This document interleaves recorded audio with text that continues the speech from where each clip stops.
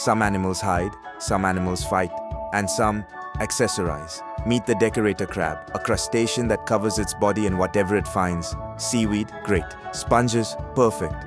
Tiny bits of coral, shell, even trash, slap it on, let's go. Why? Camouflage. But also, maybe it just wants to slay. They've got tiny hooked hairs all over their shell so objects just stick, like walking Velcro with fashion sense. Scientists say it's all for survival. I say, this crab invented underwater thrifting. Some even carry poisonous animals for extra protection, because nothing says don't touch me like wearing a sea urchin hat. Decorator crab, nature's original runway model. Just don't tell them it's technically all second-hand. Follow for more animals that dress to not get eaten.